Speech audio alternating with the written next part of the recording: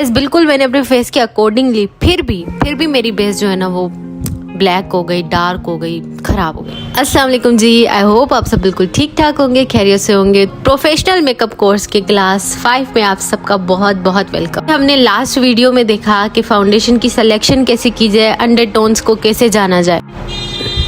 तो आज जो है ना वो हम ये जानेंगे कि किस तरह से फाउंडेशन के ऑक्सीडाइजेशन से बचा जाए। जो फाउंडेशन ब्लैक हो जाता है ना, जैसे हम लगाते हैं भले से वो मैच करे स्किन पे फिर भी ब्लैक हो जाता है, तो उसको पूरा सीखेंगे। मिक्सिंग मैचिंग फाउंडेशंस की किस तरह से, कस्टमाइजेशन किस तरह से की जाए जो प्रोफेशनली की जाती है, तो वो सब सीखें। मेरे चैनल पे न्यू है तो प्लीज़ सब्सक्राइब कर दीजिएगा, ठीक है। एक बात जो मेंशन करना बहुत ज़रूरी है, ये जो ब्लैक और डार्क ब्राउन और ब्राउन स्किन टाइप्स होती हैं, स्किन टोन्स होती हैं, इनका भी जो है अंडरटोन कूल हो सकता है, यानी कि पिंकिश हो सकता है। ज़रूरी नहीं है कि आप इस तरह के लाइट शेड के हों या फेयर के हों फेस आपका, तभी आप कूल अंडरटोन में आएंगे। आप अगर आपका कलर डार्क ब्राउन है, ब्लैक है, तब भी आप कूल अंडरटोन में आ सकते हैं। और अगर आप बहुत फेयर हैं तभी भी आप जो है वार्म अंडरटोन में आ सकते हैं। एक बात आपने याद रख लेनी है कि undertone has nothing to do with your skin tone, ठीक है। अंडरटोन अलग है, स्किन टोन अलग होता है, सही है। तो अंडरटोन भले से आप जितने भी फेयर हैं, आपका येलो भी हो सकता है, वार्म। चलिए जनाब, अपनी कॉपियाँ शॉपियाँ नोटबुक्स वगैरह निकालिए और जल्दी से नोट करना शुरू कर दीजिए। तो सबसे पहले लिखना है राइट शेड ऑफ फाउंडेशन और बेस की ऑक्सीडाइजेशन क्या होती है।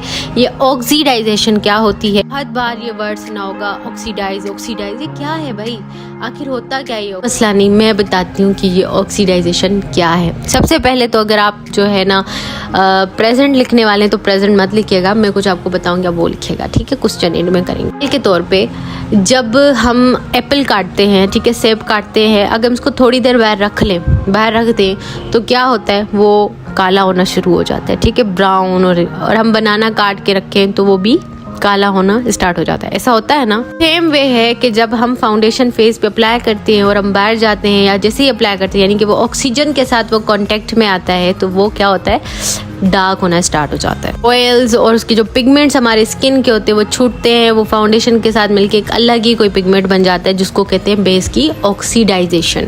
अब इस बेस की ऑक्सीडाइजेशन के क्या वजूहात हो सकते हैं और क्या मसाइल हो सकते हैं, वो भी हम डिस्कस करेंगे। और इसको किस तरह से प्रिवेंट किया जाए कि बेस की ऑक्सीडाइजेशन से बचा जाए। क्योंकि देखिए, अगर आपका कलर भले से कोई भी आपका कलर है, अगर आप अपने फेस पे एक मैचिंग फाउंडेशन शेड लगाते हैं और फिर वो ही डार्क हो जाए, तो वो एक अजीब सा पिगमेंट बन जाता है आपके फेस पे। क्या हो सकती हैं कि आपने CTM स्किप कर दिया। CTM क्या है, इसके लिए आपको फर्स्ट वीडियो देखनी पड़ेगी, फर्स्ट क्लास। फिर जो है आप स्किप करते हैं न्यूट्रलाइजेशन, यानी कि कंसीलिंग या फिर कलर करेक्शन नहीं करते हैं बेस लगाने से पहले। उसके बाद क्या, स्किपिंग सेटिंग, यानी किसी पाउडर के साथ सेट नहीं करते बेस को, बस यूं ही छोड़ देते हैं एंड देन वो जो है वो ग्रे हो जाती है, ब्लैक हो जाती है। ग्रे होना अलग है, ऑक्सीडाइज होना अलग है, ठीक है।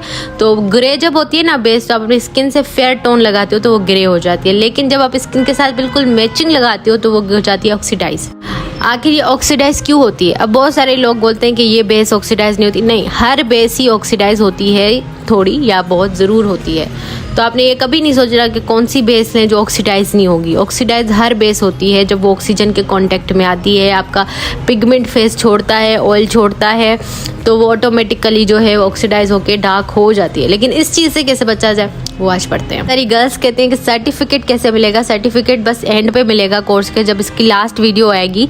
उसके बाद आपने इंस्टाग्राम पे मेरे मैसेज करना है, अपनी जीमेल आईडी और विथ नेम आप भेजिएगा, फिर हम आपकी जीमेल आईडी में आपका सर्टिफिकेट भेजेंगे। अगर आप पास इंस्टाग्राम नहीं है तो आप मेरे फेसबुक पेज पे भी कांटेक्ट कर सकते हो। इससे पहले हम क्या करेंगे, फाउंडेशन की मैचिंग, फाउंडेशन की मिक्सिंग और फाउंडेशन की कस्टमाइजेशन। अब ये मैं आपको प्रैक्टिकली करके दिखाऊंगी, तो ही आपको यकीन आएगा कि ये कैसे होता है। और ये सैलून में ही किया जाता है, ये पॉलर के सीक्रेट्स हैं जो आपके साथ शेयर कर रही हूँ। ऐसा नहीं है कि आपको 10,000 फाउंडेशंस बाय करनी है, लेकिन क्या ट्रिक्स यूज़ करनी है वो है। अब देखिए, मेरा जो फाउंडेशन है फिट मी, मेबेलिन फिट मी 128, ठीक है। मैंने इसको जब मैं बेस की स्वेचिंग कर रही थी तो मैंने आपको यूज़ करके दिखाया था, मेरे हाथ से डिट्टो परफेक्ट मैच है। लेकिन जब मैं फेस पे से लगाती हूँ ना, तो इतना मैचिंग शेड है कि गायब हो जाता है मेरे फेस पे और ये ऑक्सीडाइज होना शुरू कर देता है, यानी कि डार्क होना शुरू हो जाता है, सही है। बिल्कुल सेम डिट्टो भी मैचिंग नहीं होनी चाहिए कि आप आपका बेस ऑक्सीडाइज हो जाए। सही, वो कैसे आपने करना है सही, तो वो मैं आपको बता रही हूँ। अब ये जो है ना 120, अब ये मैं लगाऊंगी, मेरा बेस ग्रे हो जाएगा क्योंकि ये मेरे स्किन से फेयर है और ये ग्रे हो जाएगा। जब मेरे फेस पे ना ये लगेगा तो ये ग्रे हो जाएगा। अब वाइट चीज़ किसी ब्राउन पे लगेगी तो वो क्या होगा, ग्रे होगा ना। एक दूसरी बात मैं आपको कह दूं कि आपका जो भी कलर है ना, आप बहुत प्यारे हो। ये मैं नहीं कह रही, ये अल्लाह कहता है, ठीक है ना, कि हमने सबको खूबसूरत बनाया है। तो हम कौन हैं जो कहें कि हम खूबसूरत नहीं। पहला जो प्रोफेशनल मेथड है ना, वो होता है 2 फाउंडेशंस को आपस में मिक्स करना। जैसे हमने कहा मिक्सिंग ऑफ फाउंडेशंस, एक अपने स्किन टोन से लाइट और एक अपने स्किन टोन जैसा फाउंडेशन, यानी एक सफ़ेद और एक थोड़ा सा अपने स्किन टोन जैसा। अब जब आप इन दोनों को मिक्स करोगे ना, तो एक बहुत ही खूबसूरत शेड बनेगा जो कि आपकी स्किन से बहुत ज़्यादा फेयर नहीं होगा, पर ये होगा कि जब वो ऑक्सीडाइज होगा तो आपके स्किन टोन का बनेगा, ठीक है। क्योंकि जब हम बिल्कुल मैचिंग स्किन से फाउंडेशन लगाते हैं ना, तो वो ऑक्सीडाइज होके डार्क हो जाता है, किसी और के स्किन टोन का फाउंडेशन बन जाता है। लेकिन जब हम 1-2 फाउंडेशन मिक्स करके लगाते हैं ना, तो हमारे स्किन से थोड़ी देर के लिए लाइट दिखता है, लेकिन उसके बाद वो सेम टू सेम हमारे स्किन जैसा हो जाता है और बिल्कुल अजीब नहीं लगता। क्योंकि अजीब तो तब भी लगता है ना जब हमारी स्किन में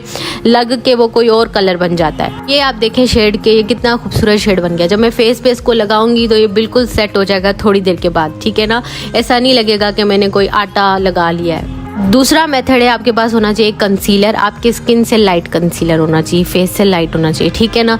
आपने क्या करना है, अपने फाउंडेशन के अंदर वो कंसीलर मिक्स कर देना है, या फिर आपने पहले फाउंडेशन लगा लेना है फेस पे, उसके बाद कंसीलर आपने अपने जो है ना अंडर आइज पे, अपर लिप्स पे, थोड़ा सा यानी टी जोन जो मैंने आपको बताया था वहाँ पे कंसीलर लगा लेना है। इससे भी आपका जो बेस है ना वो ग्रे नहीं होगा, इससे भी आपका जो बेस है ना वो ऑक्सीडाइज होके डार्क और अजीब नहीं लगेगा। अब मैंने मिक्स किया, अब आप देखें 2 अलग अलग शेड बन गए। ये मोस्ट अफोर्डेबल जो है एक मेथड है कि आपने पाउडर जो है अपने बेस से थोड़ा फेयर रखना है, लाइट रखना है। आपका बेस जो है मिसाल के तौर पे आपके स्किन जैसा है बिल्कुल, तो पाउडर जो होगा कॉम्पैक्ट पाउडर वो थोड़ा आप लाइट रखेंगे ताकि आपकी बेस जो है वो ऑक्सीडाइज ना हो।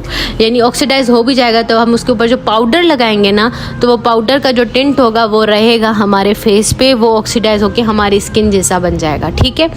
तो ये देखिए 128 है, इस पर मैं आइवरी या कोई और फेस पाउडर का शेड लगाऊंगी तो मेरा फेस जो है वो ऑक्सीडाइज होकर डार्क नहीं लगेगा।